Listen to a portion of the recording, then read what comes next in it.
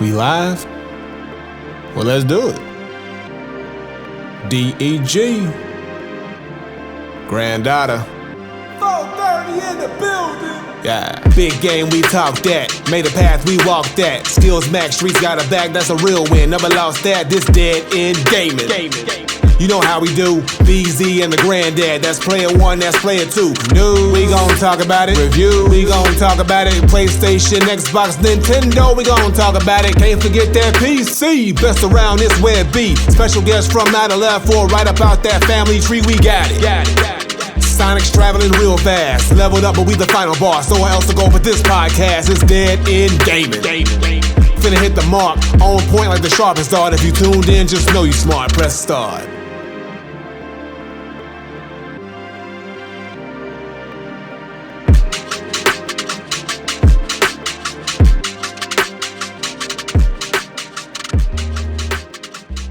Yeah, you know what it is. One time for the one time, out the gate. D-E-W. D-E-W. We saying it out the gate, because who gonna tell us no? Who gonna tell us no? What's going on, everybody? It's your boy, the Granddaughter, Granddad Wooly. And if I'm starting this thing off, you know what it is. The boy BZ430 is not here this week for episode 243 of the Dead End Gaming Podcast. But don't fret, because you know what that means. I brought the squad through. I brought two of the members, two of the hitters from the DEW crew. We got Beans in the building. Say what up, Beans. What up? And you finally back. You know what it is. And of course, we can't forget the man of a million questions, always in the spot. The one and only Krishna is in the building. What up, Krishna? Yep. Chris is in the building. Yes. I appreciate y'all coming through. Like I said, so today's episode, again, B is not here today.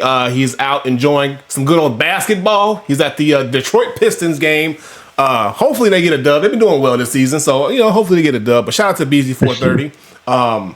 Also shout out to him. He's been doing some streams on Twitch. He's been playing his beats. He did one, I believe, yesterday where he's been playing his beats that he's been making all year. So make sure you go check those streams out. Check out the boy BZ out here cooking up in the studio. He's got a project on the way as well, an instrumental project. Gonna be dope. So shout out to BZ out here putting that work in. But y'all, we are here to talk that gaming shit and that wrestling shit. So we are in part one. So part one, of course, we're gonna do our gaming talk, our traditional Dead End Gaming podcast for episode 243, and then in part two, we flipping it over, we taking it over, we going into the DW world, professional wrestling talk, and we got a lot to talk about because, we get in the tail end of the year. This is John Cena's retirement year. We're almost at the end. War Games is coming up in 2 weeks, and a lot is developed, especially this past Monday on Raw. So we got a lot to talk about, and it's gonna be a good show. It's gonna be a real good show. But first and foremost, let's go ahead and kick things off with some gaming. And with our guest here, I want to know, Beans, what you been playing? What have you been playing lately? So I'll probably say the main thing I've been playing. Well, the main two games I've been playing like past couple of weeks is Ghost of Yote. Okay. Like story-wise, I'm right at that last mission, but they tell you, you about to go on, for the last mission, you won't come back till it's over. So I'm just doing some stuff around the map till I finish that. So pretty much I'm about to beat that.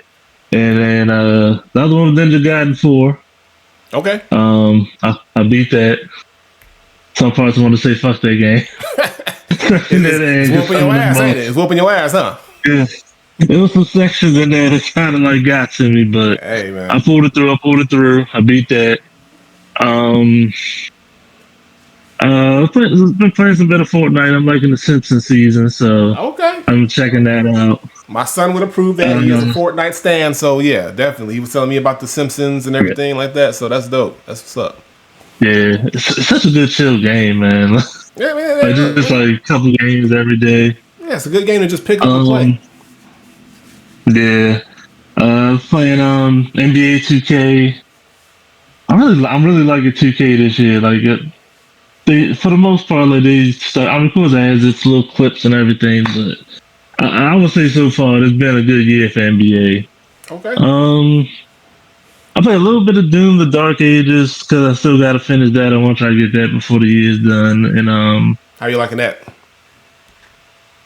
I really like it. I don't know why I never beat it because I played a lot of it when it came out, and I think I just never got to like the last half of the game. So, but I like.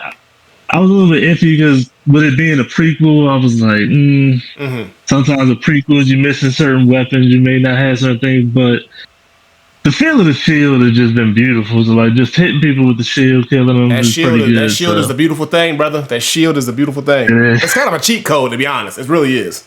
It really is. Like I can't remember even when I played it like most of it originally. I don't remember going down that much, and I feel like a lot of it was because of the shield. So yeah. And last thing, I after probably like over a year or so, I got back on Apex Legends. And then I stopped after a few games. I'm like, I can't do it no more. Oh man, you out of Apex? I ain't play Apex in a minute myself either, man. But yeah, I'm afraid to try to get back into it and be. I know I'm gonna be trash at it, but yeah, man, like there's so much going on this year with all these games, man. But you've been out here working. But Krishna, I saw you. You've been in and out. But I saw you with the sticks in your hand. What you playing over there, brother? What you got over there? What you have over there cooked up? I mean, right now I'm currently playing Mega Man's X Legacy Collection. I'm actually on to the second one right now. Okay. Still in the process of beating one, but I'm trying to go back and forth between the two of them. Just copped the little free version of Battlefield 6 Red Sec. Okay. So I actually been playing that a little bit. Definitely the better Battlefield games are really and truly first person shooters I've played in a very long time. So definitely love that game. I played Shinobi, Art of Vengeance, and I've actually beaten that 100% all the way through. Nice. So right now I'm actually going through the harder version. So I'm trying to go like for that platinum trophy. Yeah, like and one of the hardest things to and one of the hardest things to do is that you got to beat the stages without taking damage. And right now I've only managed to do 3 stages. But some of them stages that's not easy trying to pull that off. Right. But that game is absolutely so much fun. I was like huge shout outs to Lizard Cube, Streets of Rage 4, Shinobi, bringing back these old classic games, new art, everything. It's just like, bruh, I don't know what they doing over there, but they making it work. They are killing it right now. They tapping into that nostalgia bag, but they're doing it with respect and justice, and the games are coming out really good. So I want them to keep doing that, because I'm loving the throwback vibe, but it still feels modern and it still feels fun. So yeah, they cooking over there for sure. Yeah. So I got in the last couple of games of Need for Speed Rivals before EA has permanently closed the online servers. You can still play the game offline, but the online server is officially gone. R.I.P. So death to that. And like I say, a whole bunch of their games that are gone. A lot of Codemaster games that are just coming up under their servers. It's like, dang, bro. What did you buy that studio for if not only have you bought the studio, closed a bunch of their games, but you haven't, you and Codemaster have to come out with a new game. I'm like, what y'all doing? Man, I think it's just a play that they want to just own stuff. It's like own stuff for the IP and the property and the whatever rights they can get for other things, maybe licensing rights for other forms of media. They really don't care about these games at all, bro. So that's probably what it is. They just want to own stuff, which is a shame because it's like if people were still playing that game online and they were still servicing it, maybe it wasn't enough people for them to feel like they justify keeping the servers up. But I don't know, man. It's just like. We'll see. Hopefully they come out with something new and they use these IPs and they come out with a remaster or something like that to kind of justify shutting these studios down or shutting these services down. But yeah, man, at least you got your last couple games in. That's what's up. That's what's up. As for me, you got any more? Or you good? I got a couple more. Okay, go for it. Been trying to comp Ghost of Yote. Right now, trying to get a little bit of debt paid down, but once I get the credit card in good use, I'm gonna be getting that, as well as one other game I've been looking at one of the biggest things I do hate about EA right now, especially the Need for Speed franchise, is that it's been 3 years since we've had a last Need for Speed, and there's been no talk about anything about this. So it's like, I don't want to say the franchise is dead, but it's like, are they giving up on it? I mean, they have to worry about when you got games like Forza and other stuff like that. Well, Need for Speed was sort of more of an arcade. It wasn't realistic, but I don't know. I think Need for Speed was like people would liken it to like that PS1, PS2 era. Like that was when it was in its heyday. But I think now, because racing simulation games are so more hyper realistic and it's like only a couple of them, I think Need for Speed probably just kind of like got, they got leapfrogged, or they kind of like, it was games that kind of just did it better than them. And they kind of like, just became the old dude in the room. So, I mean, not saying that, like I said, they can't make a comeback. They definitely could. But I think somebody has to take control of that franchise and really put some effort into it to really make it feel like, feel like it used to and make people excited about it. So, That's another Burnout. Yeah. Burnout was a shit. Yeah. I love me some Burnout, bro. Burnout was, oh, yes. That was a good time. Burnout was a real good time. And right now, the last 3 games I've been playing, I picked up Final Fantasy 12, the Zodiac Age all over again. Like one of my better Final Fantasy games that I played in a long time. And I've also been playing, going through, did get back a little bit of Apex Legends. I'm actually still pretty decent at it. So I was like, okay, I thought I was going to be terrible, but no. Tapped in a couple of good games, so that was really good. And finally, this month, PlayStation Plus free games, I've been playing a little bit of Alan Wake 2. There you go. That's the one of the ones right there, brother. Yeah, that is the one right there. I was like, oh shoot! I've been taking my time with this because I was like, I want to enjoy the full experience of this game. Yes, sir. I want to be rushing through it. Yes, sir. That has been my games I've been playing for the months. That's what's up, man. You got a good little thing going on over there. I appreciate it. So for me, I've been locked in on one game. And look, Beans, you told me. Beans, you told me too. But I'm giving you credit, brother, because you was the first one. We just ignored it. Bro, this Expedition 33 got me in a Gunther-like chokehold, my boy. And I ain't tapping out. I'm not ready to tap out yet, bro. Bro, I'm running through. Okay, so I'm gonna show you a clip. I'm gonna show y'all a clip. So I just today beat Renor Pops. I'm calling Pops because that's who he is. First was Pops.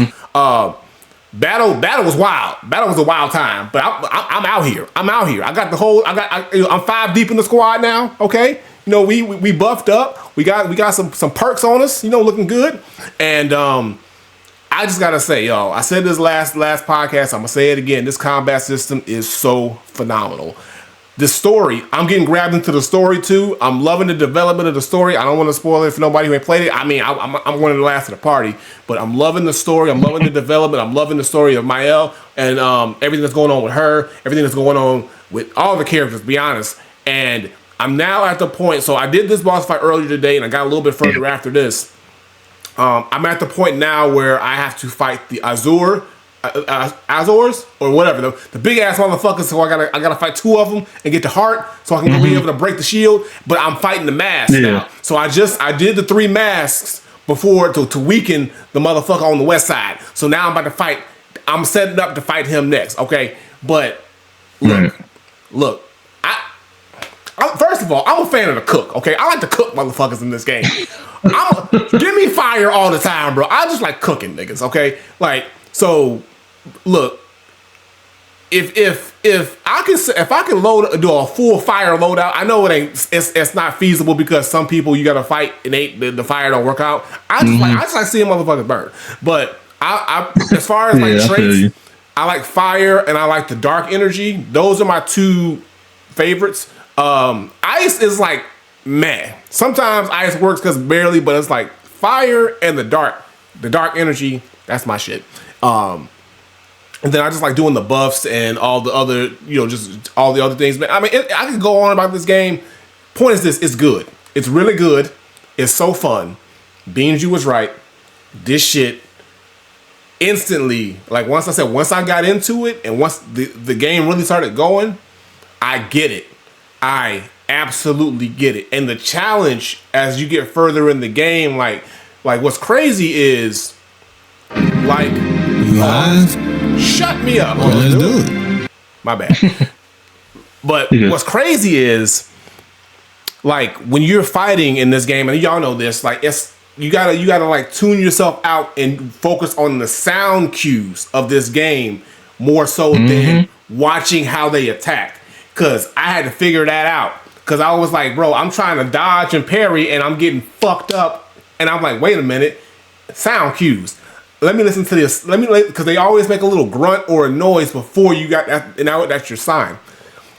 So once I figured that out, I was good. I was good. I'm out here parrying and dodging, and now I got gradient dodges. I'm doing all the good shit, bro. I got all the good shit. I'm knee deep in there now. I'm knee deep, almost thigh. Okay, so look, hey, I'm not playing nothing else. I'm not playing nothing else until probably next week. I'm gonna try because, like I said, I want to try to get this game beat within the week because now, like, I'm trying to like run through as many games before the end of the year so I can make sure I have a solid list. So, but yeah, this is the priority, and I'm so glad I didn't let this game fall through my hands this year because I would have been upset if I played this next year, for sure, without a doubt. I would have been hot. I'd have been upset at your top 10 list, bro. I'm telling you, bro. I'm telling y'all, try this game. I didn't if know, he's out bro. getting I never knew. I'm like, I'm trying to tell you. I never knew. Okay, look, it was you, it was Majestic, and then it was B, and I was like, all right. And then I started seeing it just pop up everywhere on my feed, and I'm like, what is this game, Expedition 33? I keep hearing about, and I watched it, and I started watching it. I was like, I might like this, and then everybody was talking about it, and then when I finally got my hands on it, I was like, yep, I knew what it was. So. Yeah, I had my eyes on it for a while, even before it came. I think it might have been like an Xbox showcase. I originally saw that at some point, and I was like, "It's something about this game. Like it's turn-based, and it just feels different." And then, like even when it was getting close, I remember right before it came out, like one of my homies sent me like Split Fiction gameplay. It was like, "I don't see how anything can beat this for Game of the Year." And I'm like, "Bro, I'm telling you, watch this game, Expedition 33. Something tell me this is gonna be the one." And like. It's like part of me started feeling like, is it like now? Like I had to ask myself a little bit, like, is it biased? Because I was looking so forward to it, and now I mean, you was right. I'm just like, bro, you had the gut feeling because you was right, bro. You know, you had an ear to the street. You had your finger on the pulse. You knew what it was, bro. You knew what it was. You was you were just one of the first, But look, hey, I'm not gonna say anything that hasn't already been said about this game because it's been praised up and down, left and right all year. I'm just like I said. I'm gonna talk about it in a little bit. Yeah. So it's a phenomenal game. It really is, and I'm surprised that games like this, because there's so many indie developers now, but games like this are being made, and can so easily be because it's not in the forefront, or it's not like everybody's talking about. It's literally one of those grassroots games that word of mouth spread and really made it a thing. It wasn't like it came out to $1 billion of budget and fanfare, but the game is so good, it's undeniable. It's like. It's undeniable. It's like once you play it, if you are into this genre of game, and even if you're not really into this genre of game, it's still a fun, entertaining game with a good story and just a good look to it, and the enemies and the boss fights are intense. It's clear up. Look, and it just says something that part of me wonders is the industry kind of gonna hate on this as a game in a way, especially if it wins Game of the Year, which I'm sure we'll talk about. But it's the fact that these people who left Ubisoft, because Ubisoft for some reason doesn't know talent. They left Ubisoft. It's a $50 game. I mean, shit, I played it on Game Pass day one, but even if you bought it, it's only I think $40-$50. That game is worth way more than $50, bro. Yeah, right. I've been thinking about getting the physical just to have it because it's just one of them games. I just want to just supported and collected because it's that good. And like, Yeah. even like when I got near the end, it was kind of a thing of like I just went around the world doing so much because I didn't want it to end. It was like Yeah. I I feel was you. collecting like all the luminous or whatever, like especially like when I learned like putting all that stuff together, like how you can stack them on top of each other, power them up, and like when you really get to that point, it's just oh my It's just so gosh, like much. It's layers to it, bro. I can't say so much about the game, but Hey yeah. man. Hey, look. Hey man. You've done your job. You've put people on. You put me Mhm. on. I mean, you put a whole bunch of, but and you continue, like I said, and it's people like you and people just like in this world. That's why this game is being praised, and now it's in the position it's in because you know that's what I love about the game, the world of gaming is like you can take a game that was made by a handful of people, and if it's good, it's undeniable. It's gonna spread, and people are going to want to tell people about it. That's what I love about the world of gaming and gamers because we can't wait to tell somebody else you gotta play this. You gotta play this. It's good. Or vice versa. If it's trash, this game trash. Don't touch it. Like whatever it is, we're real honest. We're brutally honest with our opinions on gaming, and this works in this game's favor. So yeah, Expedition Video games 33. should really start looking at it too, because it's like this is a game made by 33 people, like Right. 33 people, whatever. And it makes you think And it's about these like, big studios with all these people, bro. Like, are they really necessary? but I don't Mhm. think like yeah. I don't know if like either one of y'all played. Did you play through Shadows? I forgot. Assassin's Creed. I didn't play Shadows. So I didn't play Assassin's No. Creed. No. Okay. So I beat that game, and so I beat it, and like the credits is going on for a minute. Oh, okay, because normally I wait to like maybe see if it's see if it's cutscene. And after a couple minutes, like I looked and I was like, let me just look this up. I come to find out this game has 2 hours of credits. 2 hours of credits. 2 hours. 2 hours of Ah, Golly. bro. You can credits. go. You can keep that. You can Like, keep that. Yeah, who bro. don't like? What are y'all doing? Ain't that many credits in the world, bro? Nah. Like, Two. and like That's that a just whole shows like movie. y'all don't need this many people like working on one game, and like people who just left y'all, 33 people just put out what probably is gonna win game of the year, at least Right. at the very least Yeah. set I the record mean, for nominations. Like I it's don't get it. it goes And to I it like goes to Shadows, but show. it was too much. It just goes to show. Do you really need all these massive people and massive teams if all it takes is a small group who really are passionate about something to really pull through? But again, like, look, the like if it's good, and it's no matter if it's 33 people or 3,300 people making the game. If the game is fire, the game is fire. If the game is trash, the game is Hmm. trash. It all boils down to is your end product worth the money that we're putting in or the money that is being spent on it? And this game, Expedition 33, definitely is worth it. But what's also may or may not be worth it, depending on how you feel, are these PlayStation 5 Black Friday deals. Hey, bars. So listen. Last podcast we talked about mostly Nintendo. They had released their Black Friday deals, and Black Friday is coming up. It's that holiday season is officially kicking off, and I feel it's only right for PlayStation to also, let's to tell you what they have to offer, just in case you are in the market for some PlayStation goods. This is your probably best shot to get something for the low for the thing. So PS5 released this today. Let's go up here. So they got multiple deals coming up, and now these are going to be for console bundles, for accessories, also in some games, and in digital and physical. PS Plus memberships, I think, are also going to be on sale. So let's get going. Let's see what we got. So first of all, they're gonna have the store sales. So yeah, so you're gonna have store sales, 15th anniversary. Well, this is old stuff. So we gonna we gonna go back. Let's go straight to the Black Friday nitty gritty. Let's go straight to the What's the concert? Didn't they cancel it? yeah. Here we go.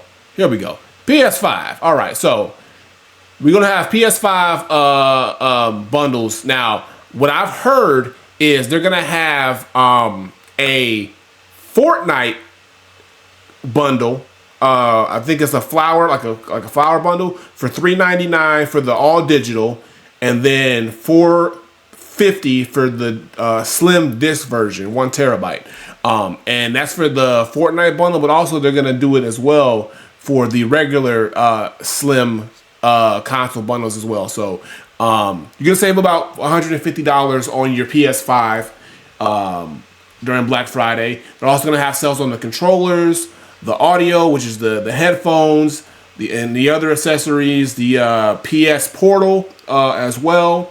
It's gonna get some Black Friday deals. PS Plus, I think, is gonna have some sales as well on their yearly subscription.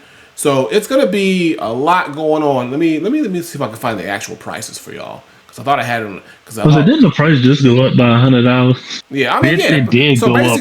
basically, you're buying what it used to be. Basically, you're getting it for the OG price. Okay, honestly, I knew they was gonna do that. you knew what was gonna happen. Come on now. Come on now. I'm sure it went down. I was like, they're gonna advertise this I got on Black prices. I got Friday, prices. like I got prices. $100 off.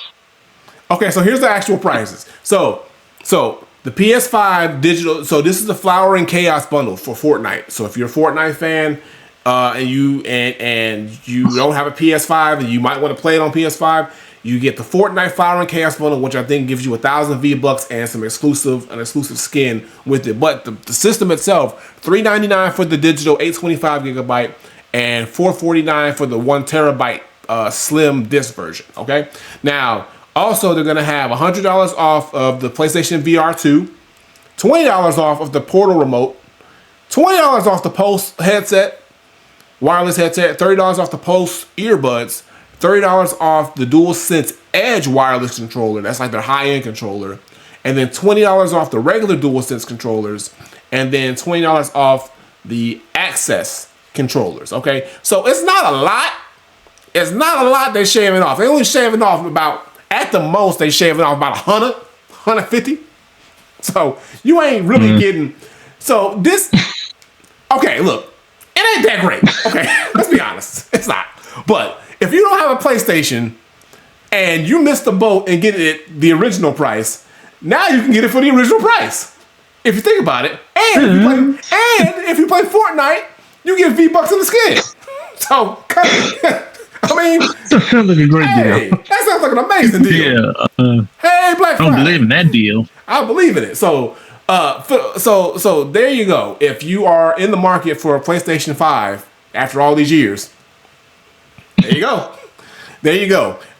And you can get, like I said, the slim version, which is the newest version. They're going to be both slim versions, all digital, 825. I mean, you got some space. And you can get you a controller for $20 off. The controllers are like $80. So that's like, what, $60 for the controller, which is still a lot. But, $60 for a controller.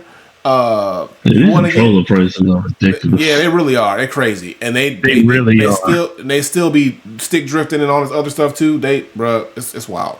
And if you want to get the headphones, which you don't have to. I mean, there's plenty of headphones on Amazon you can get for way cheaper. That's just as good. Or better. Like don't.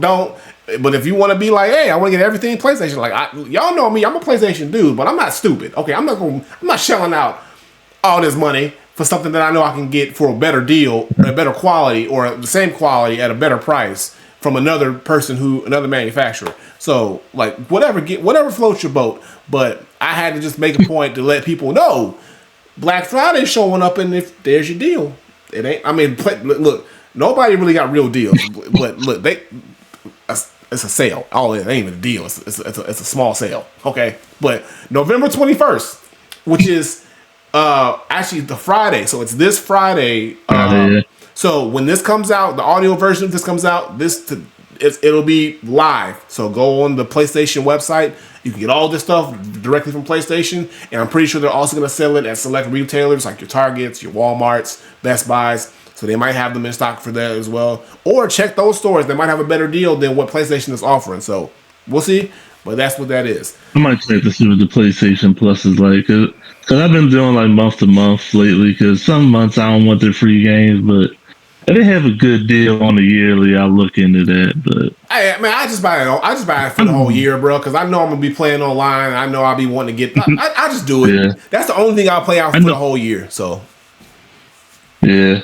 I'll be on my Xbox most of that. I'm normally not on my PlayStation a lot till like an exclusive comes out, and I feel like I don't get a lot of exclusives I really want to play now. Like Yote was it, but before that, it hasn't been like a lot. It's not like it used to be. So hey, brother, Wolverine is coming up, bro. Wolverine. Wolverine coming. Wolverine's on the way. Well, it's gonna be a minute though, but I mean, you got that. hey, look, guess something to look forward to. Also, something to look forward to.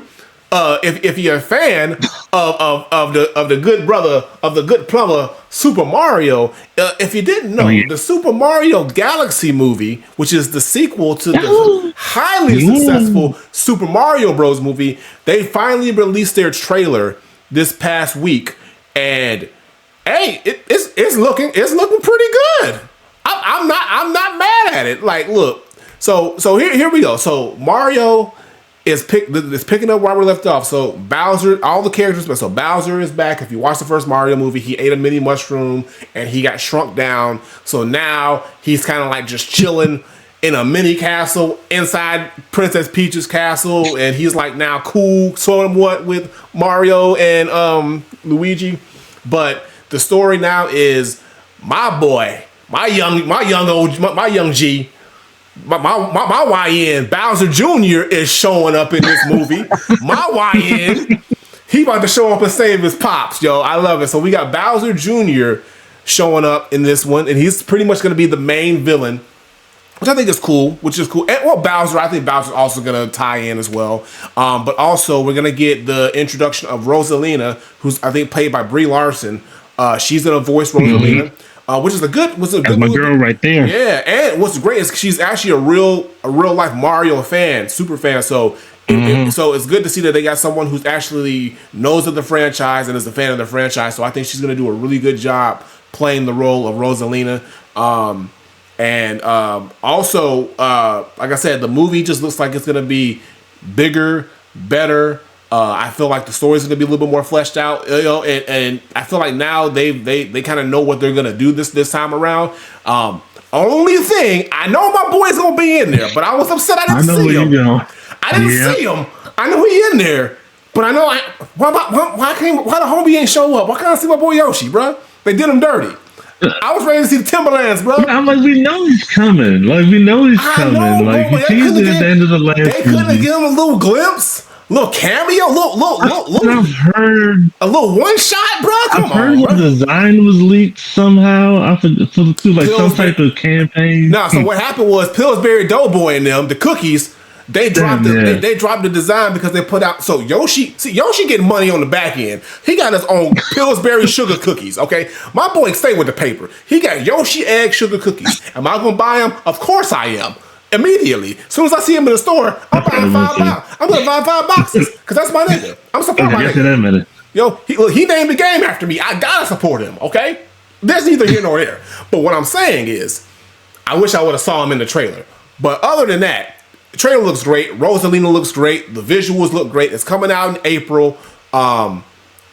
Good springtime movie. I think the last movie came out in April around that time. So they go for that spring spring blockbuster feel. But I'm gonna be there. My son gonna maybe I was gonna go regardless if I had a kid or not. But my son, I had to take him to see the last one 3 times. I feel like I'm going for a good 6 this time. He gonna double up on me. I bet. That sounds good. Look. I had to take him 3 times because it was good. So if this was just as good, we multiple viewings. Especially if my nigga Yoshi in there and they do him. Look, what I'm worried to do is Yoshi gonna have an actual voice though? Is he gonna just say Yoshi or they gonna give my boy a voice? I was wondering that too. Cause everybody else talking, bro. Everybody else is talking. Are they gonna do my boy dirty and not give him a voice? Cause I'm gonna be hot if they don't, bro. Cause how come everybody can talk but my boy? Like, but somebody said that apparently. I think in like Galaxy there was parts where through text speech, they made it sound like Yoshi was talking. So that's why they think like they may add a voice to him, but we'll see. Man, I don't know, bro. I don't know. It's wild, but we'll see how it goes. But I just need to see my boy in there, Timberland up, doing what he got to do, throwing a couple eggs. just being his cool green self. That's all I want to see. But I think he got a voice because it's taking a while. I think like they want to wait to see who's gonna do his voice. So that's why I'm thinking like he's gotta have one. Like, yeah, I mean everybody got one. Why not? But the cool part about it is I like the fact that they're and they said they're still going to introduce other new characters. So characters that we haven't seen. So I'm feeling like we might see a Wario, we might see a Waluigi, we might see a Daisy. You never know who they might throw in the mix as well. I'm thinking at least Wario. Yeah, at least Wario. I mean, why not? Because like it warrants it. Because like now I feel like they're opening up the Mario universe. They're opening up this Mario universe now, and we're gonna start seeing all these other characters come into play. And of course, because it's the Mario Galaxy movie, they're gonna focus on Rosalina and the main players. But I got a feeling we're in for a very nice surprise with this movie. A lot of fan service is gonna be done with this movie, and I just think they're gonna do a good job. I feel good about this. Like they did a great job. I really enjoyed the first one. And just like with Sonic, I don't have any reason to think that they're not going to do a good job with this one. So, y'all going to see it first day? First day?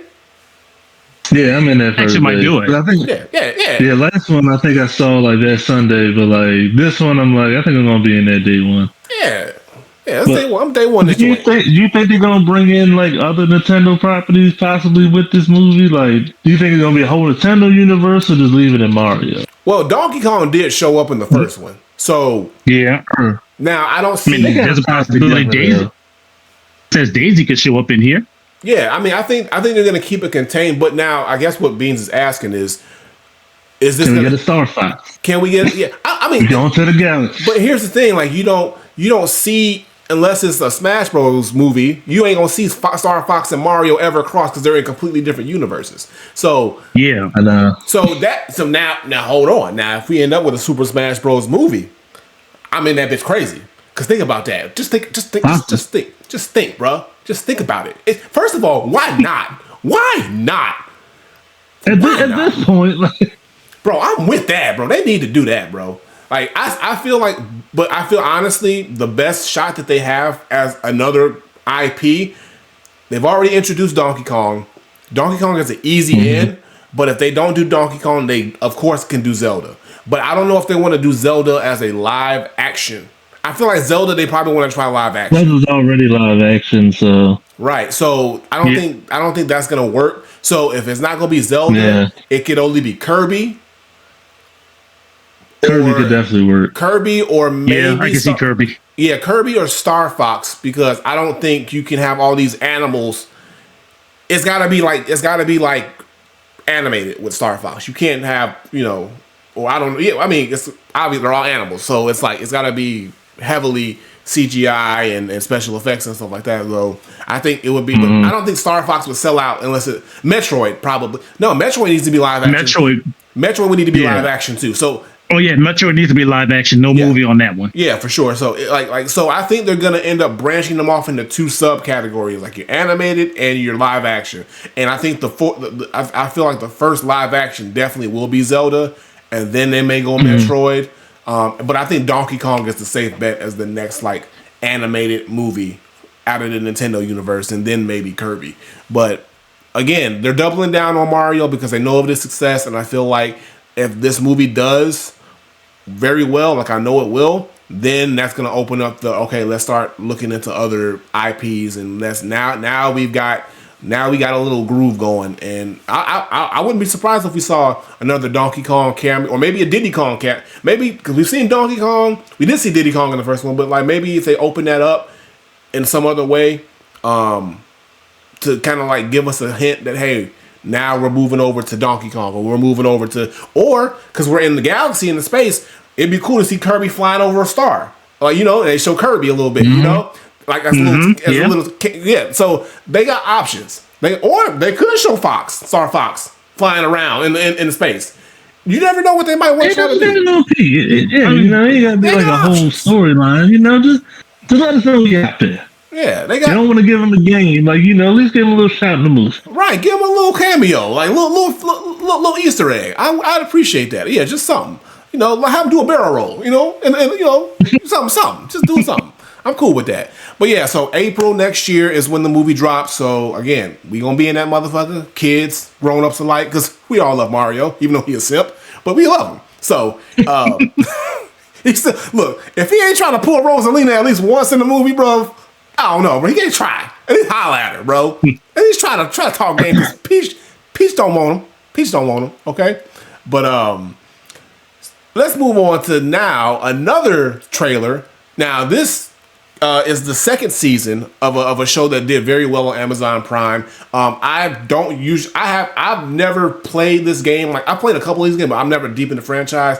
But I know Tyler is into it very well. BZ's into it as well. But Fallout Season 2 got its official trailer, and it looks good. I'm not gonna lie. So any of y'all, watch Fallout, played Fallout, got any opinions on the trailer? How you feel about what this is? Did you watch the first season? What's going on? I'm pretty much like you. Like, I played the games, but like I haven't I never really end up beating them. It's just like one of them I play, and it's just like there's so much stuff to do that I like kind of just like I hit points where I just like go around just like killing enemies and such, like doing side missions. But I never really get around to beating them. But I mean, they for the most part, they're pretty cool games, and yeah, I really liked the first season. I thought it was played pretty well, and like one of the ones I played a lot was probably New Vegas. So the fact that they're going there, but I do like the fact that they don't make it a story from the game. They build his own story like for the TV show, right? But still setting in the universe and paying respect, which is kind of the best way to do it. Yeah. Like, I mean, I like Last of Us, but there's part of it where just like playing through the game, I've seen so much of this before. So yeah, you get some openings to it. So, and like that's why I like the Mass Effect TV show is supposed to be the same way. So hopefully. It's looking pretty good, so hopefully it'll stick to landing, because I like the first season, even like not being like the biggest Fallout enough, but just even from what I know, like they stuck so good with it. So I look forward to season 2. Yeah, no, like I said, like I'm with you, Beans, and Christian. How you feel? Have you watched the first season, or are big into Fallout? Never watched the first season of Fallout. I played like Beans. I played New Vegas. I kind of went through just like a little bit of it, and I was like, okay, and that was it. So decent for me, but I was like, I might watch the show. I don't know. I mean, they got Macaulay Culkin in that motherfucker now. I was about to ask for that, because I watched the trailer. I thought it was him, but I had to look up to see if it's true. They got Macaulay Culkin. Okay, I want to make sure I wasn't tripping. Yeah, no, I don't give a care about him, so whatever. Not Kevin McAllister not getting no love, bro. Oh, this is almost Christmas, bro. Right, man. It's his season, still, bro. Whatever. The Home Alone, and that's enough. So many times. Right. That's it. That's it. That's true. I don't care. Hey. He get big pops in wrestling shows. Yeah. You get love. But Fallout is coming out this December 17th. It drops on Amazon Prime. So for those who are fans of Fallout or who have watched season 1, season 2 is not too long. We got about a month away before season 2 drops. I'm pretty sure BZ and you'll probably bring Tyler back for a special review, because they reviewed season 1. So I'm pretty sure they're gonna watch and review season 2. So that should be a good stream when that goes down. Diogo said he wants to go in blind. He hasn't watched anything, so Diogo watches it. And like I said, yeah. But we had to definitely let y'all know, because like I said, that show did very well. And again, like I said, with these shows, it's either they shoot it exactly like the game, or like y'all were saying, they kind of just take the world and build a story around it. And depending on the game, it'll work either way. So like I said, Last of Us, I feel it works because the story is so good. It works for them to go shot for shot or beat for beat with the story. And they still did add in new elements that we didn't have in the game. But then for Fallout, because this is technically just a first-person shooter game for the most part, with different stories and things like that, it was so many avenues they could have went. I'm glad that they just said, we're just going to make our own world and just kind of take little bits and pieces from every game that we can fit in and give people that fan service. So yeah, and it's working. So I think this season is going to be just as successful as the first one. So we'll see when it drops what those streaming numbers look like. But from stream we go to Steam, cause these motherfuckers, these motherfuckers has been cooking. Steam, the PC marketplace, the place you go to for the most part if you want to get your PC gaming on. Valve is the parent company. They released an announcement a week ago of their new hardware lineup, and I'm telling you right now, it's looking good, and it's probably going to be a little bit of trouble for folks in the console space because it seems like Steam's trying to do a little something. So Steam is dropping a new and improved Steam Deck that's been out for a while. So the Steam Deck has been out. It's their handheld console. It's pretty much a super powered handheld gaming PC that you can get your access to your Steam library. Plays games very well. I've never owned one, but I have played one before, and it is super dope. Very pricey. It's not cheap, but it's been around for a few years, and it's gotten a lot of high praise. So they're coming out with a new Steam Deck, of course, but also Steam is going to also be Steam Deck hasn't technically been announced yet. That's still the same one. Oh, it's still the same one. Okay, okay. They're waiting a while. They said they're waiting a while for like Steam Deck 2, so probably like a couple years for that. But what is new is this Steam controller that they're coming out with. Okay, so Steam dropped a very nice wireless controller that you can play with Steam. Now, the cool thing about Steam is you can pretty much sync almost any controller and play it on your PC. So if you want to play with an Xbox controller, a PlayStation controller, Switch, you can do that. But Steam now has its own proprietary controller with dual haptics, gyro sensors, sticks that don't drift, supposedly, haptic feedback.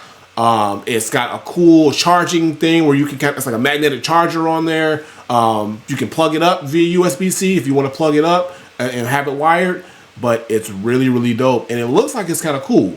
So look, if you want to play I have to hold it. Yeah. So it is a little long. It looks cool, but it looks different. But it might, and it has also the buttons on the back. But what I do like is the fact that it's giving you that option, because either with PC you either play mouse and keyboard or you bring your own controller. And so sometimes you have to use a controller from a different console or system. Mostly people been using Xbox controllers, but now. Yeah. For people who are just like, I love Steam, I love PC gaming exclusively, now they have that peripheral that I feel like that controller that can be like, okay, this is definitely for it. And it's definitely for it because they also have the return of the Steam machine. The GameCube is back. Not really, but it is. It's a cube, bro. But the Steam machine has finally made its official return, and it's packing a punch. So this is essentially the hybrid of what a console and a gaming PC is if Steam made it. So you have access. It is technically a gaming PC, but you can plug and play it onto your TV. It does not need to be plugged into an actual computer or whatever it is. You can play it on your home TV or you can play it on your gaming monitor. And you can play it with the controller, whatever, but also it's still a gaming PC. So you can still do PC stuff on it. You can still run Steam OS, or you can put Windows on there, or any other operating system you want, and run it like a regular PC. And it's crazy.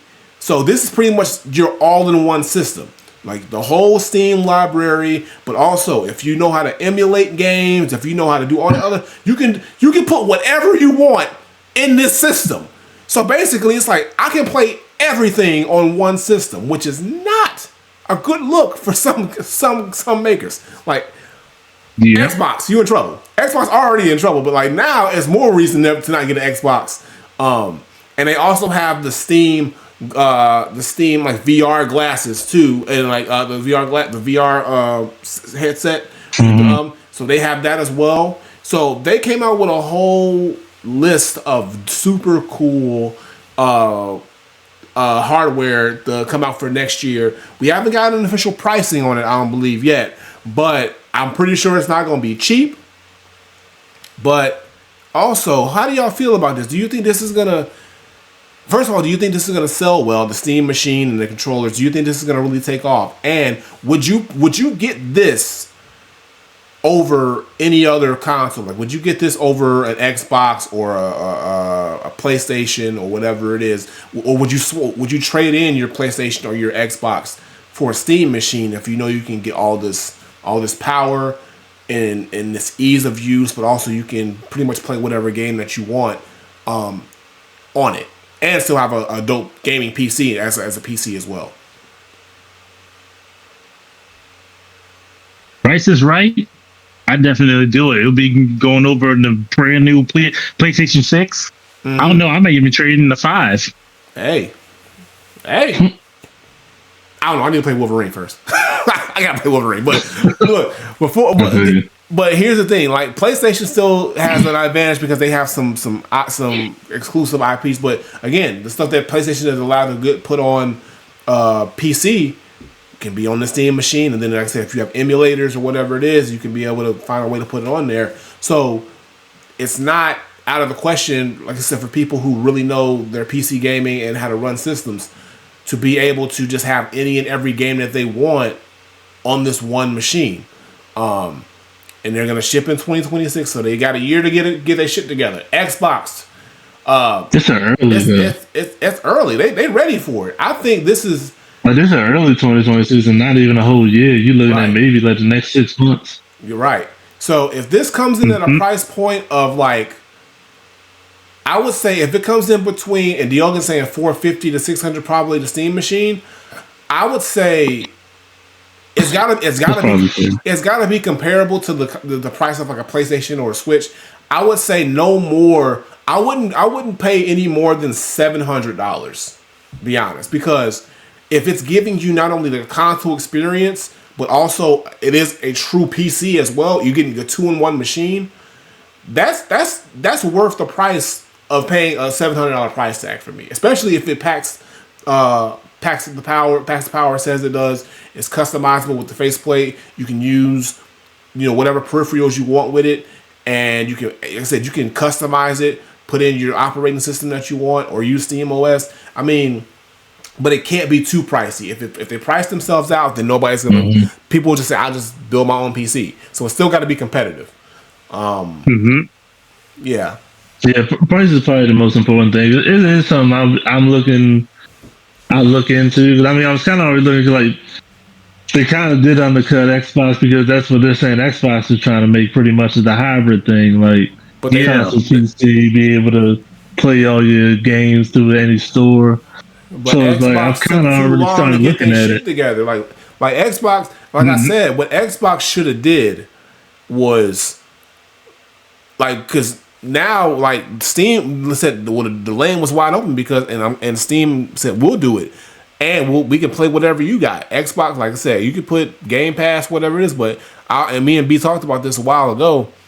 Xbox should have said, okay, if hardware is not working, or if you want to just really put all your eggs in the Game Pass basket, they should have just either made a Game Pass system, or made a dedicated, like, system that's like, okay, you can, like, stream Game Pass, you can do this. It's it's an all-in-one because it's Microsoft. They could have did the same exact thing, and said you can also play Steam and have Steam be the one that you have to, like, hey, you can put your Steam library on our Xbox, stream box or whatever way you want to call it, And they just didn't do it, and they were just selling stuff off. So now I definitely don't see a reason. Like, I would definitely trade in, because I don't even play my Xbox now. I definitely would sell my Xbox and get a Steam machine if the price is right, and just have a Steam machine, a PS5, because I gotta play my exclusive, and a Switch, because I don't see myself. I would prefer having a Steam machine over a Steam Deck because it's still another computer. So if I want to do something, I want to do something with it, and that's pretty much now I got enough, because I already have a gaming PC, but now I have another gaming PC just in case I need it for something else. Or I want to do something else. Or if my son wants one, because he wants a new gaming PC because he has a mini PC right now, but he wants to upgrade. I can get him this because now he can play whatever he wants. It's the form factor is small enough where it's not gonna take enough of a footprint. So honestly, I probably would get this for my son first, see how he likes it, tinker with it, and then might get my own later. Because that's a perfect next step without me having to build him or buy him a full blown gaming PC and have to get all the extras and all these little, get the RAM and the processor and the motherboards and all that shit. Get a Steam machine, plug it up, and plus you don't have to worry about paying a subscription. It's like true. Steam is free, like online, and boom. And like I might as well like Steam's deals are just ridiculous. Right, it's just money hungry, bro. I go on GG deals a lot. That just like puts together like all the lowest prices. Like storefronts got it. And, like it's always PC and Xbox that got like the lower prices because like they allow like codes on other sites. Right. PlayStation and Nintendo's always be trash. Yeah, because they want to keep everything contained. You know, and Nintendo's the worst of it all. But it's like, but the only thing, but they know they can do that because they have those exclusive games that they know people are going to shell out and be included. Like they know they got games that people that are going to sell like crazy, especially Nintendo. So they're not worried about it at all. So that until the day that people don't care about these exclusive games from Nintendo and PlayStation, which is probably going to be a long way from now. They're not budging on their practices at all. But yeah, it's definitely something I'm keeping my eye on. I definitely see myself getting one. Like I said, if not for myself, definitely for my kid because he does want to upgrade, and I think this is the perfect option for him. And if I see him with it, and I'm like, this looks like it's dope, and I go through it, I might cop me one. I mean, I already got one, but you never know. Look, why not? Why the fuck not? Because like, and that would help me play my Steam library probably a little bit more often because I still play games on Steam here and there, but like for some reason I feel myself if I had that like one of those, it'd just be more easier for me to just like get going and playing it. So we'll see how things go. But yeah, definitely shout out to Valve and the whole Steam community, the Steam team for putting these hardware peripherals together, and we'll see how they do when they drop next week. No, not next week, next year. But we're gonna see what these prices are looking like. If the price is right, whew, might be some trouble for these other console folk. Might be some trouble. But with that, we're gonna get into our last story, the big one. Y'all know we are nearing the end of the year, y'all. And the end of the year means the Game Awards are nigh. They are near, and we have officially now received the nominations for the 2025 Game Awards. So what we're going to do, we're not going to give our predictions or anything like that because me and B are going to do that on a different show. But what we're going to do is we're just going to go through the categories and tell y'all who was nominated for each category. So you can kind of get a knowledge of who's nominated, who got the nominations. And also you can vote. So if you didn't know with the Game Awards, we can all vote for who we want to win. So you can go on the Game Awards website and you can vote in these categories so you can see if your game that you believe should win does win. Okay, so we're gonna, and I like that they got this all gridded out in a really cool way on the website. So we're gonna go section by section. So we'll start from the bottom and go up to the top. So we're gonna start off with the ones that I don't think anybody knows, but fuck it, best esports team. We gotta do it. So the best esports team. So the nominations are Gen G, NRG, Team Falcon, Team Liquid PH, and Team Vitality. That's for best esports team. All right.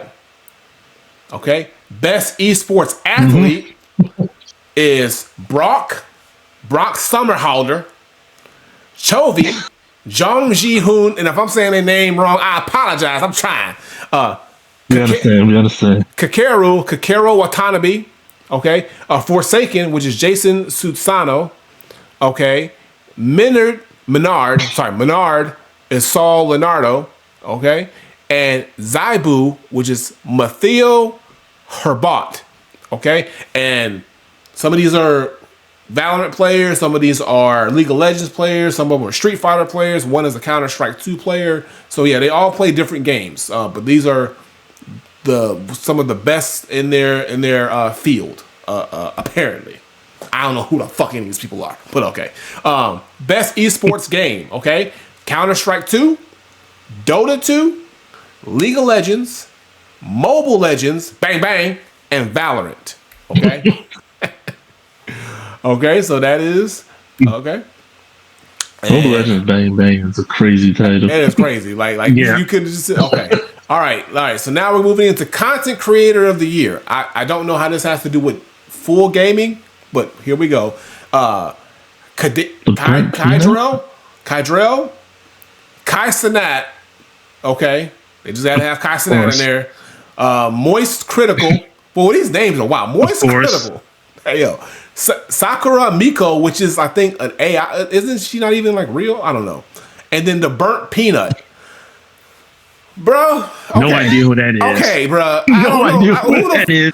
Bro, who? But they're VTubers. The Burnt Peanut reminds me of anybody remember a YouTube channel like back in the day called Annoying Orange? Yeah. I remember that. Yeah, That's what he looks like in this picture. Hey, Just all a peanut. right. All right. Well, look.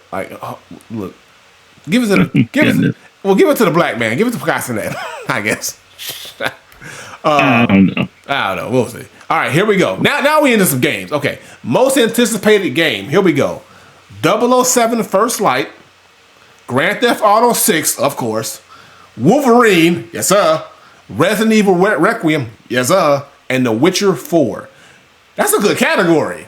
That's a solid category. But we already know what two games everybody looking for. So Right, we already know, and I'm upset that they even put that game in there because everybody's in their mama's been anticipating GTA 6. Come on, it's like an alley. I kind of wish they didn't put Witcher 4 because I don't think Witcher 4 will be out. I feel like you should put it like when it's probably gonna come out.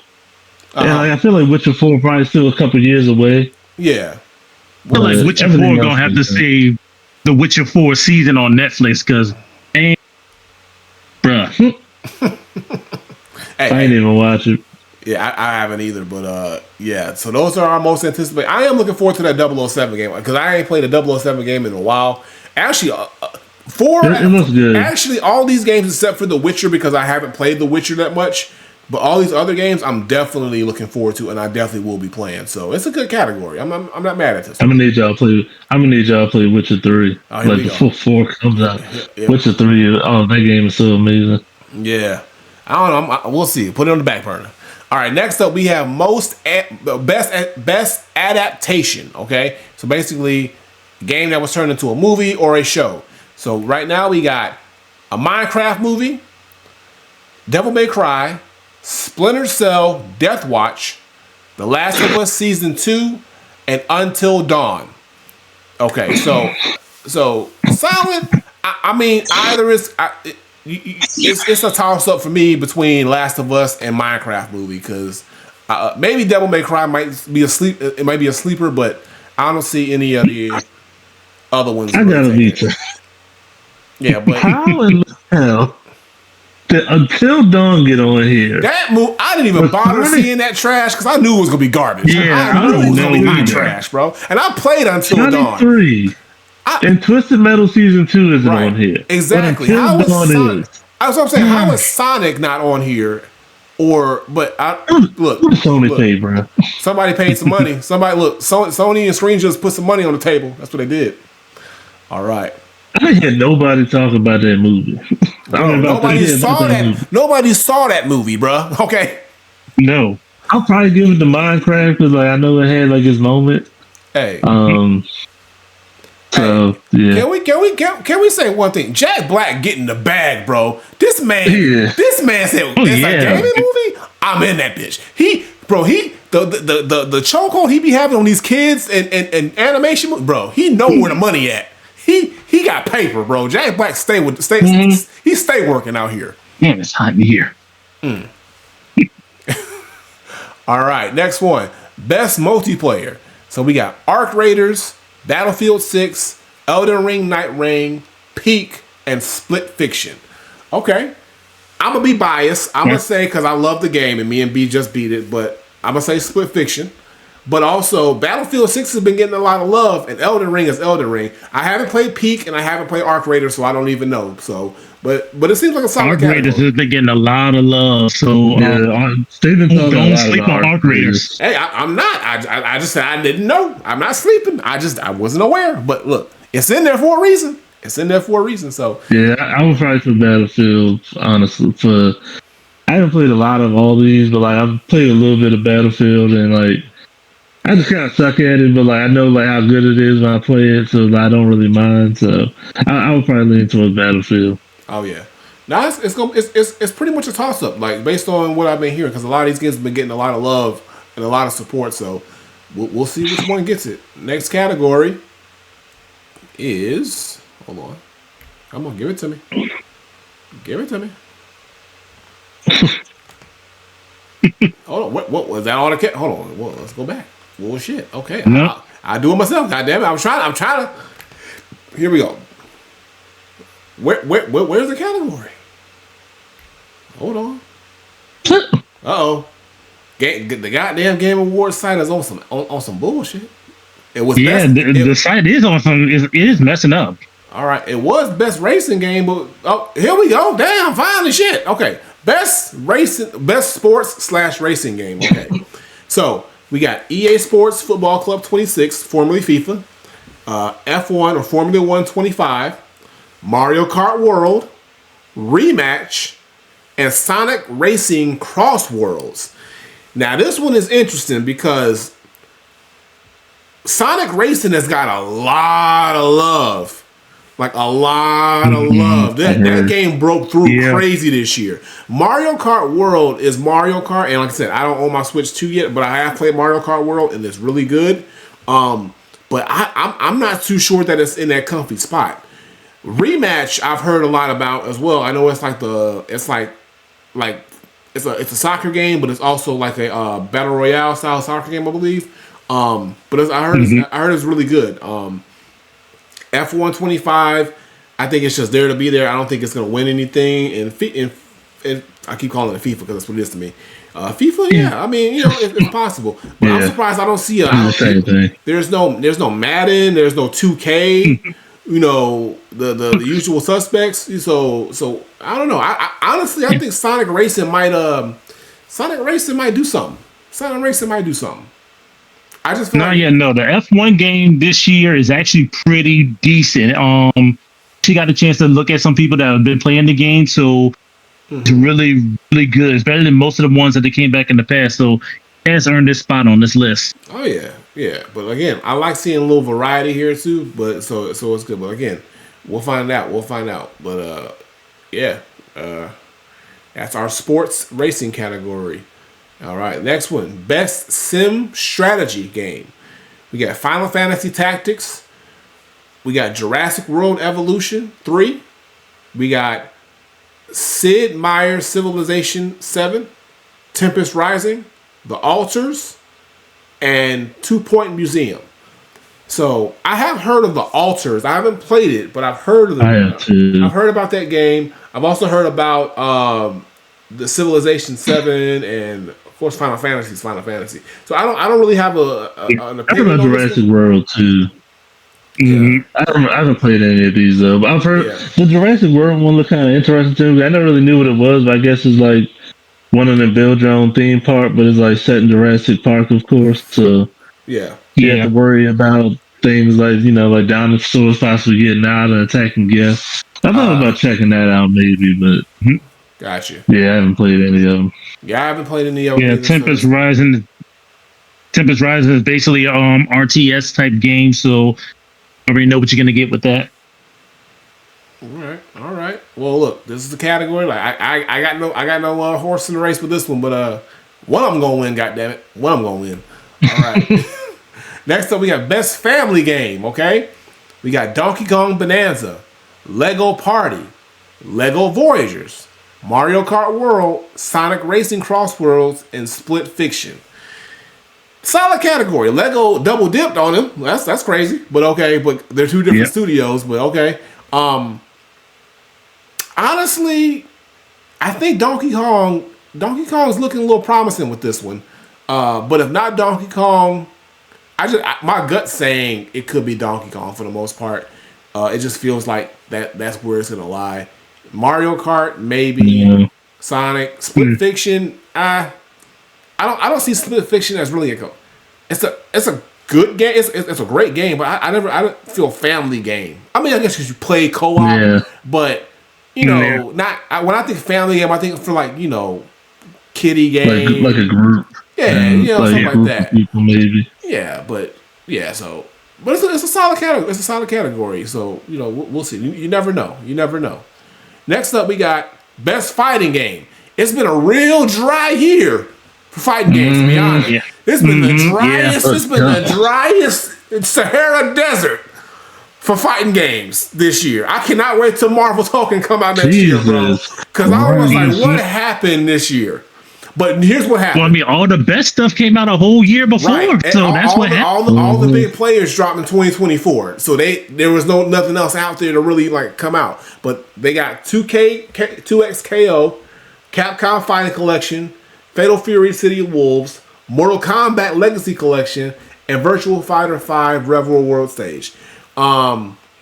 I really don't know because two of them really just collections of old games. Right, two of them are automatically disqualified in my opinion.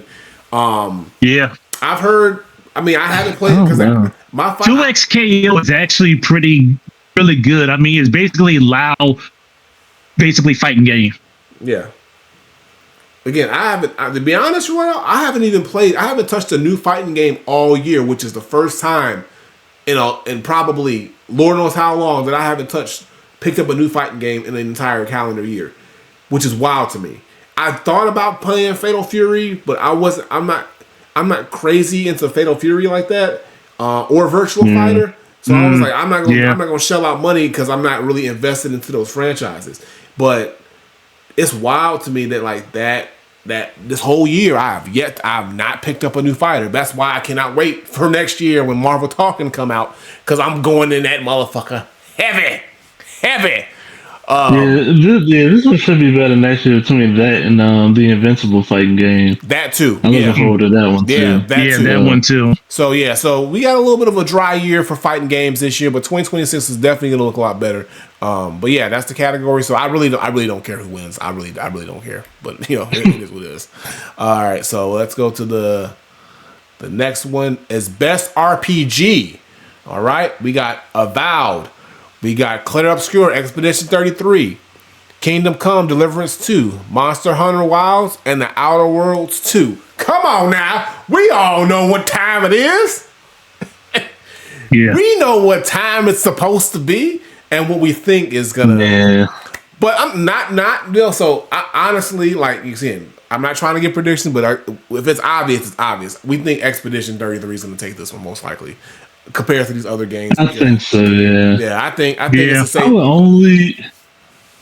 I hear a lot about Kingdom Come Deliverance 2, and I do wonder, because even like with Expedition 33, it has RPG elements, but I just like never like look at it as like so much of an RPG that I do wonder if like maybe for that one they might give it to Kingdom Come just because it represents the RPG, traditional RPG more. Right. So I could see it maybe giving that one because it's not overall game, it's just the RPG part. So that could be a possibility. Yeah, but I mean, hey, I've only played Expedition and Outer Worlds. So, I played Monster Hunter Wilds too, but I wasn't that into it. So Outer Worlds 2 is good from what I played, but I didn't get too deep in it yet. So right, yeah.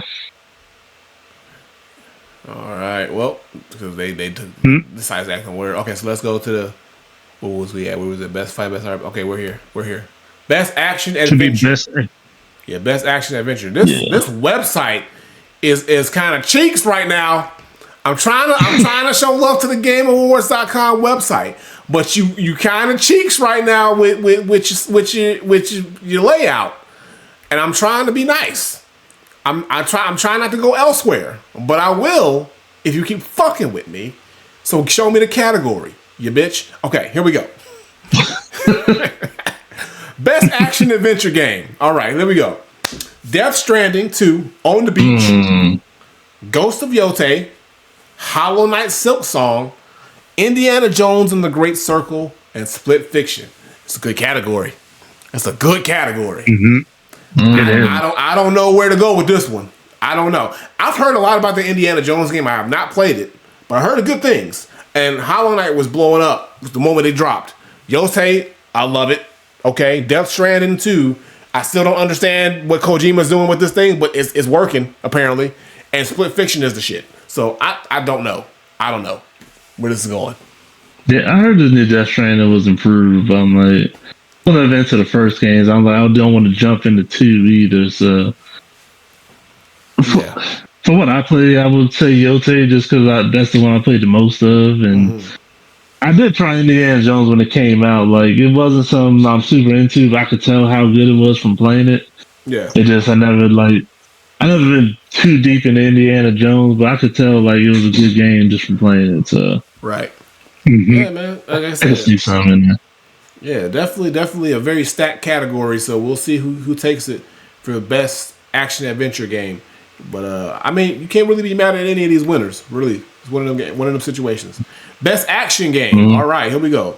Battlefield 6, Doom: The Dark Ages, Hades 2. Ninja Gaiden 4 and Shinobi Art of Vengeance. Another stacked category. Yeah, this one heavy. That's a hard category. That's heavy. That's a hard category right heavy. there. I don't even know where to go with that one. I ain't gonna talk about it. It's all fire. Even though I ain't played it, I've seen it and I respect it, bro. Look, whoever win, you got it. Battlefield 6 is a weird. The owner's right. Battlefield 6 does feel weird, like it needs for some reason. I mean, look, true, but it is about that action, bro. I've seen the videos. Yeah, sure. That game is wild, bro. It be putting people in PTSD and everything. Like, look, they be in that. But like again, all these games have a charm to themselves. They've all have like gotten really, really great responses. All are unique. So it's like, hey, any one of these games could definitely win this category. So I'm looking forward to seeing who wins that one for sure. Next up, we got Best VR AR Game.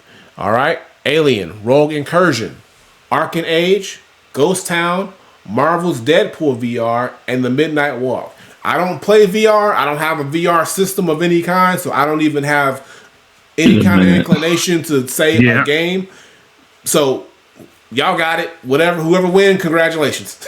I'm gonna just say that. I mean, based on what I'm looking as far as the art, I mean, I'm always. Oh, this is crazy. I'm always looking at Alien because Alien is the shit to me. Anything Alien, I fuck with.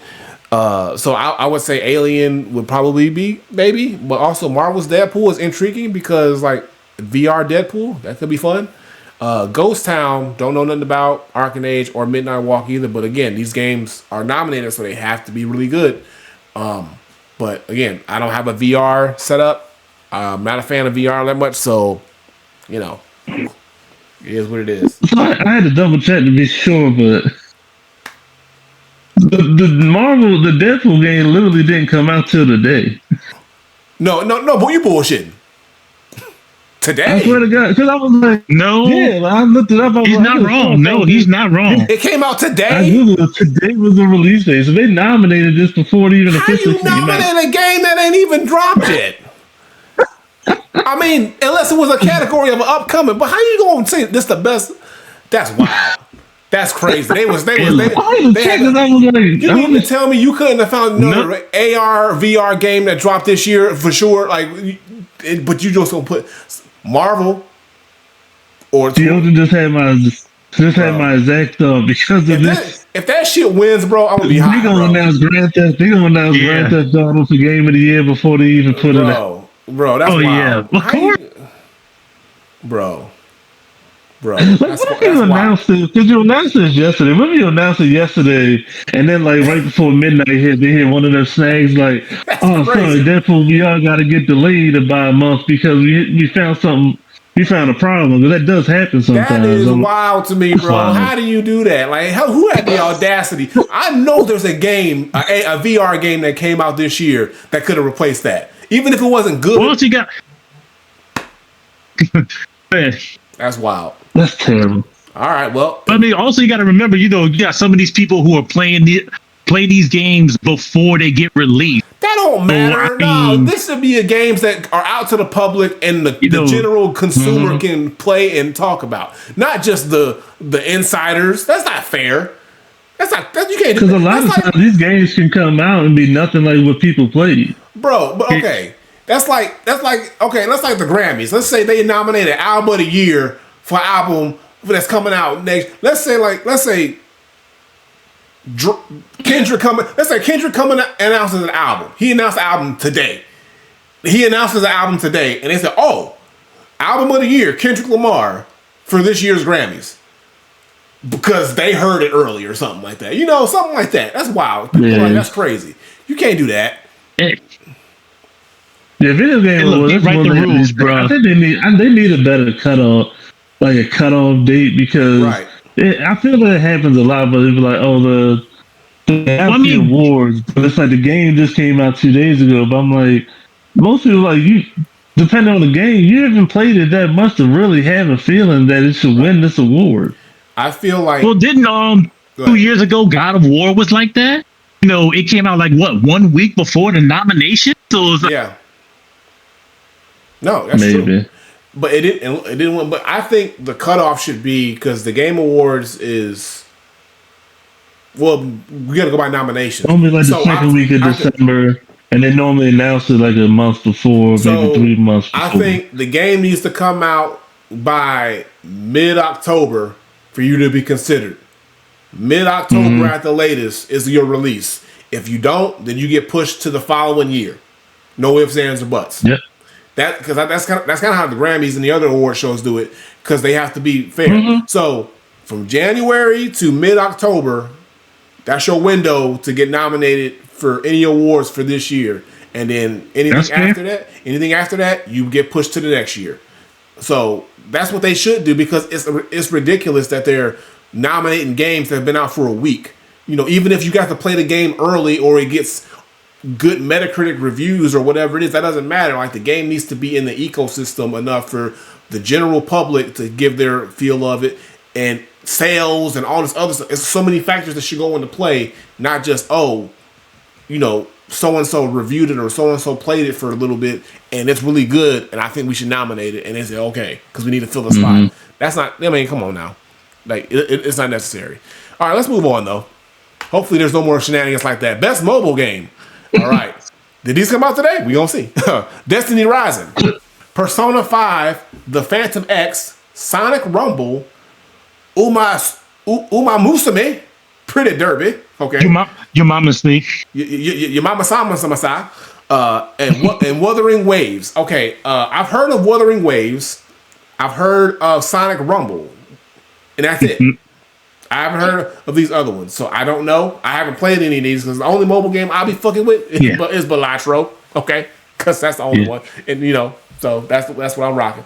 But I know all 5 of these games, so pretty much got to understand which one probably is gonna win, but it could be a surprising.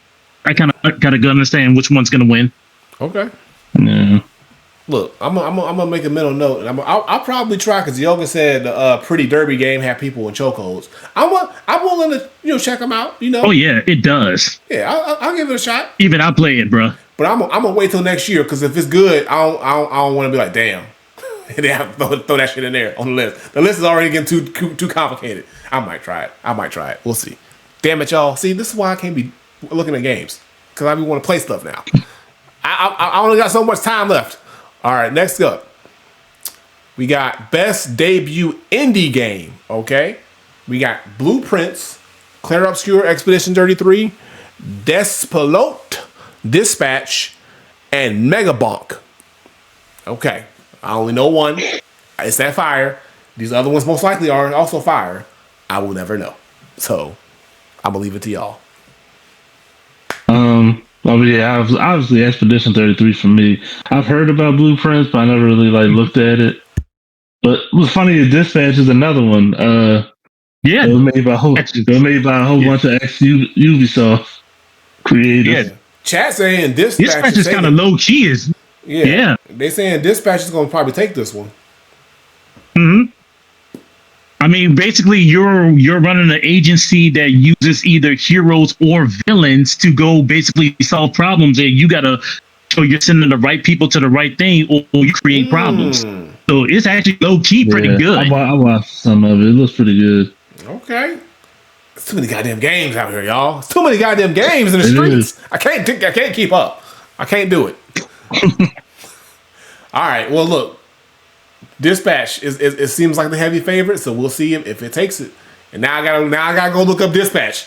See, y'all pissing me off. Y'all making me mad because I ain't got what y'all tell me this middle of the year. Y'all telling me all this November. It's too late. It's too late now. Well, Dispatch only came out like a month ago, so goddamn. Yeah, Dispatch. It was like they released it episodic, but it was like 2 episodes over 4 weeks. So I think like the last episodes come out tomorrow, I think, or they came out last week. They just be nominating so shit, even that. They just be nominating shit, bro. For real. All right. Moving on.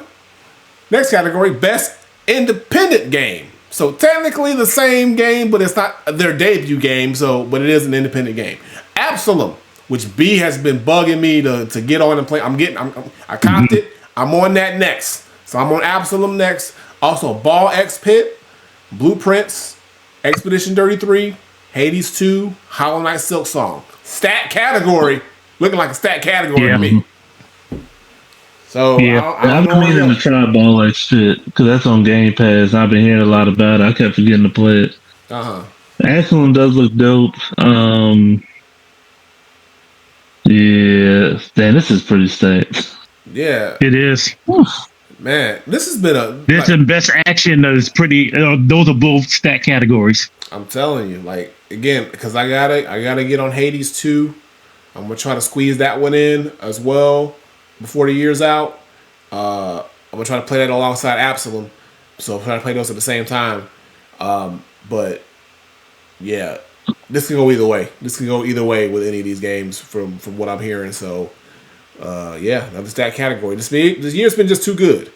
All right, best community support. All right, we got Baldur's Gate 3, Final Fantasy 14, Fortnite, Helldivers 2, and No Man's Sky. It seems like they have the same games every year for this category. It's the same 3. It's the same games every year for this category. Yeah. And I get it because they're still being heavily supported, but come on, like you can't find nothing else. Like No Man's Sky, Fortnite, and Final Fantasy are always here, bruh. All the time. Go sit down. Yeah. That's what they about, bruh. Damn. What they. All right. Well, look. One I'm going to win. We'll see. I didn't know this was supporting Baldur's Gate 3 like that. I still want to play that, but that price never really gets too cheap. Yeah, that price you can drop it down anytime soon. It's too high. It's too high in the street still. That's what it is. All right, best ongoing game. Pretty much the same goddamn category we just saw. Okay, but Final Fantasy 14, Fortnite, Helldivers 2, Marvel Rivals, and No Man's Sky. I'm gonna say Marvel Rivals because it's the only one that's breaking the monotony, and I like Marvel Rivals. Yeah. Too. So because other than pretty that, much, I see that as the winner. It better win, because honestly, fuck all these other games, bro. They've been here too long, all right? They overstayed their welcome. Real talk. Yeah, I'll pull for Rivals. Yeah, give it to Rivals. Give it to the new blood. You know, why not? All right. Next up, we got games for Impact, okay? We got Consume Me, Despelot, Lost Records, Bloom and Rage, South of Midnight, and Wander Stop. South of Midnight, I know B was talking a lot about it. I know that's the Xbox exclusive game. This is like the action RPG. I like South of Midnight. I'm probably not gonna get to it this year. I'll probably end up firing up the Xbox. I'll probably get a quick 1 month of Game Pass because I stopped playing for Game Pass because I wasn't using it, and see what South of Midnight's talking about. Other than that, I don't see anything else here that I really recognize. But again, if they're in this category, they gotta be doing something right. So. Yeah, I'm going South of Midnight. I feel like it should have got some other nominations in places. So I wanted to at least win the award I see it going for. So I'm going South of Midnight. Oh yeah, man. Yeah, full-time job playing games these days. Apparently, goddamn. Pretty much. Bro, you ain't enough time in the world with all the games, bro. Straight up. Next up, innovation and accessibility. Okay, we got Assassin's Creed Shadows, Atomfall, Doom: The Dark Ages, EA Sports Football Club 26, and South of Midnight. Again, basically these are for games that have really good accessibility features and things like that. For a wider audience to be able to play the games, whether it's for sound or for people with color blindness or language stuff, it's all other things. Just making the game more accessible for other people to be able to play. So whatever game wants to win, like I said, South of Midnight's an indie, it's sort of like a sleeper, so give it to that maybe. But also, I love Doom: The Dark Ages, an amazing game, really really good game, one of my favorites of the year. So, but yeah, I kind of like the other. It might be Shadows. I know, like they do normally do. I know they at least put things in there for accessibility. Yeah. I don't know what the other games have done specifically, but I know at least for Assassin's Creed games, I typically hear it, so that could be a possibility. So, all right, we'll see.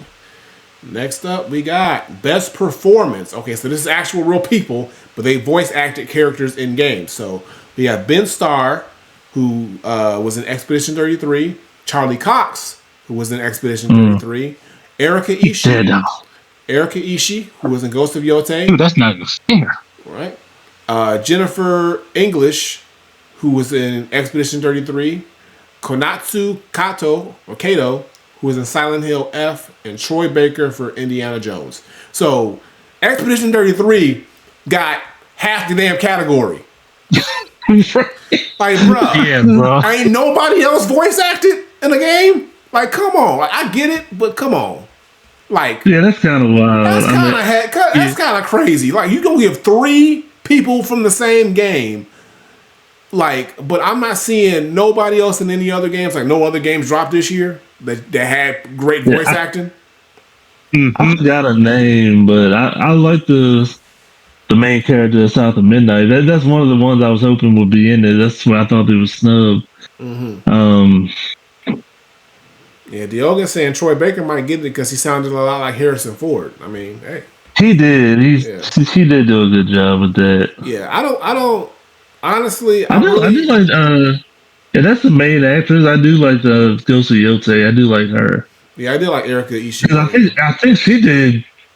I thought I heard she did the Japanese and the English. I think, but I thought I read that. So I mean, if she did double duty, definitely. If she did double duty, better give it to her. I wouldn't be mad at it. Yeah, I'll go for that. No, me neither. Yeah, look, Expedition 33, I love you, but that's a little much. That's a little much, okay? All right. Kind of like Legos, they triple dipped. Right? Straight up. All right, best audio design, okay? We have Battlefield 6, Claire Obscure Expedition 33, Death Stranding on the Beach, Ghost of Yotei, and Silent Hill F.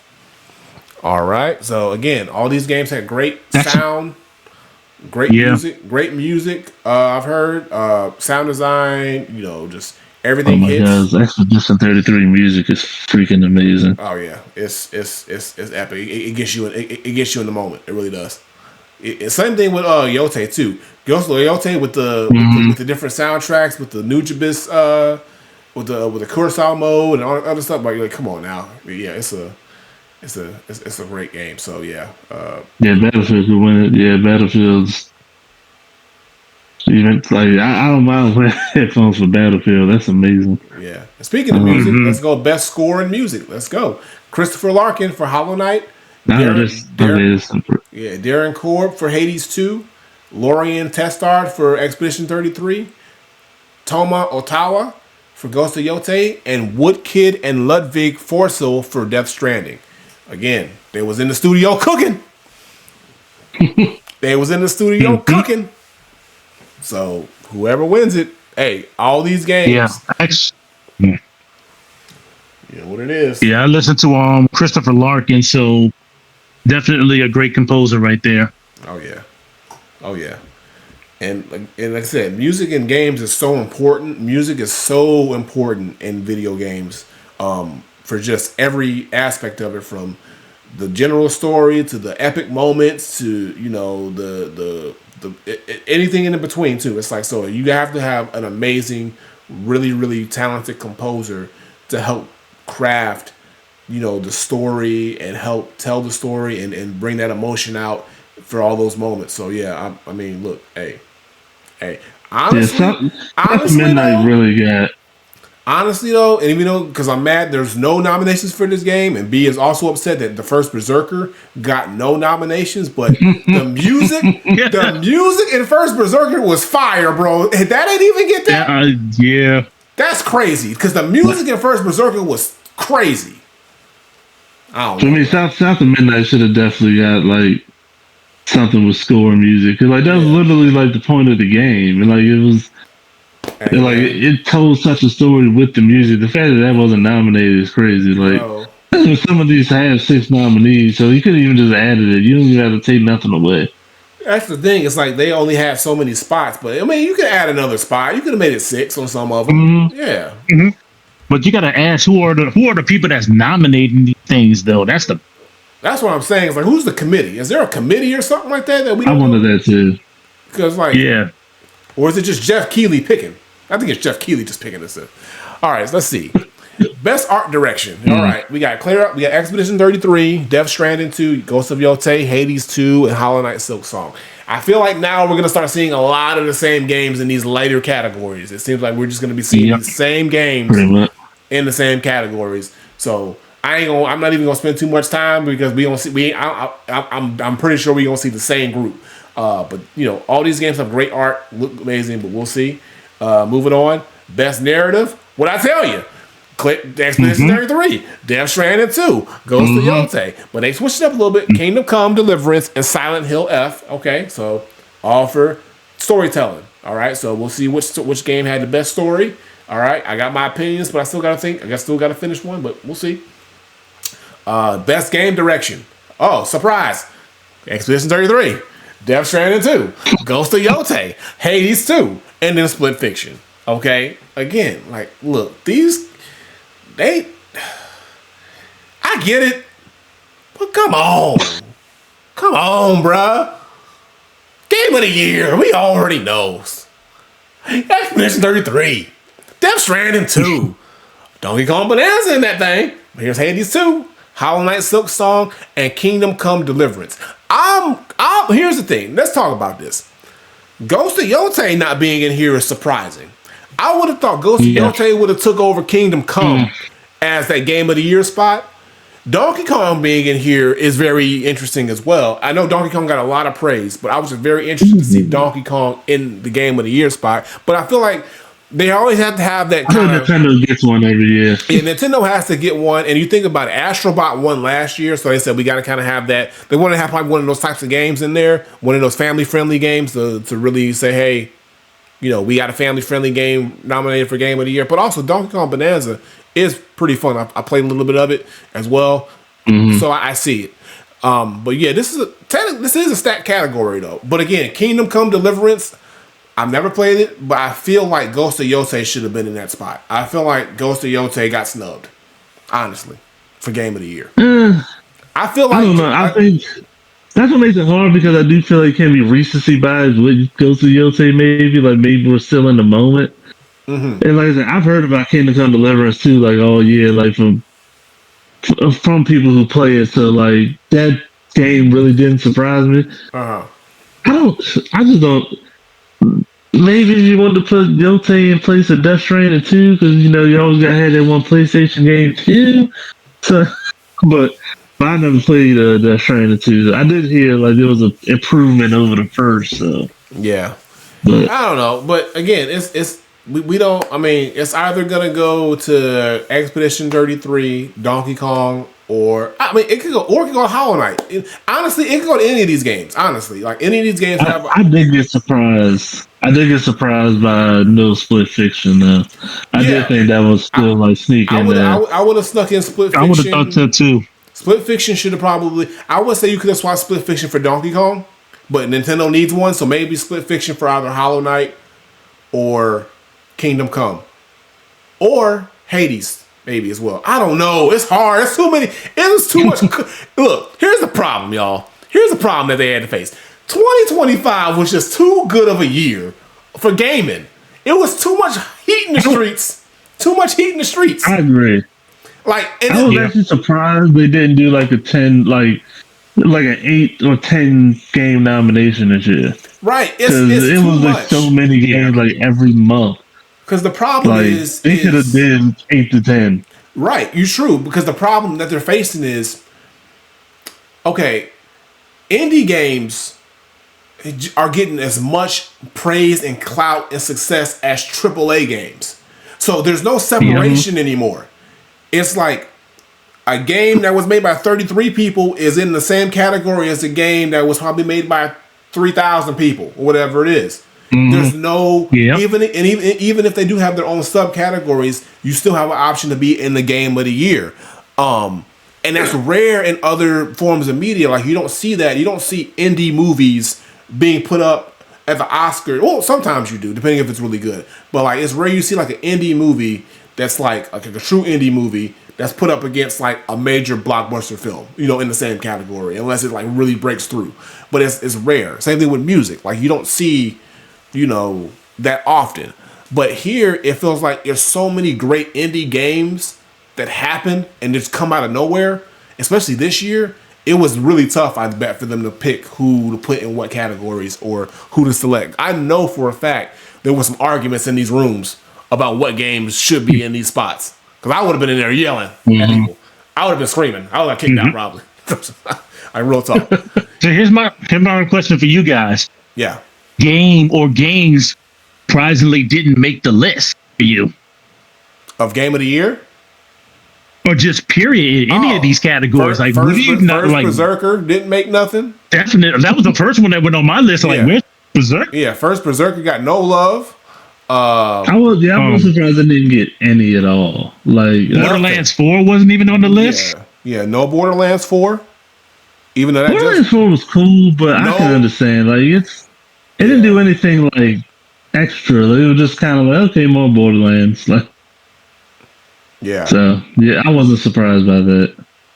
So trying to think of anything else that came out that was like a major game that kind of, because there are other games came out, but I don't think they did what they were supposed to do. So I'm not even gonna be like, oh, that game should have been put in there.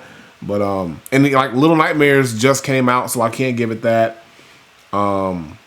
At this point, you could have. Yeah. Also, Wu Chang, Fallen Feathers didn't get anything, but also that game was like mid. Some people loved it, some people hated it.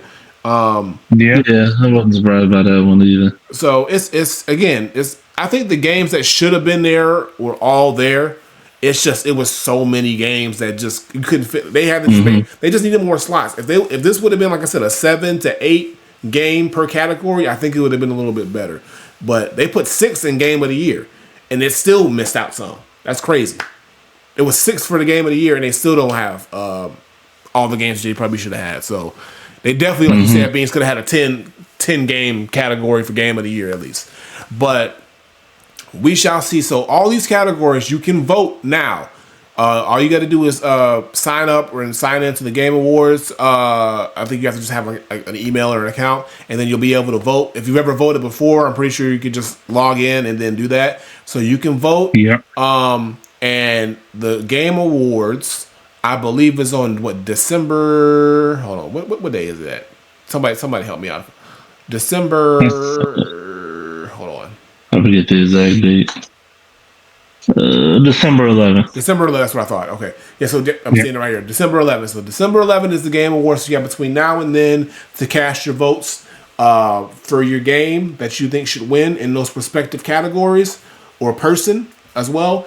And we'll most likely be watching the Game Awards live. We'll try, me and B, or one of us, stream it live, and we'll see how it goes down live in December. But that will do it for this part 1 of the DEG podcast, the gaming section. Chunky, but we got a lot through. We had a lot happened within a matter of a week. But we're gonna go ahead and close out this part 1, and we're gonna get ready for our part 2, which is our DEW talk. And we're gonna just we're gonna go over what happened in the world of wrestling a little bit. So we're gonna do that.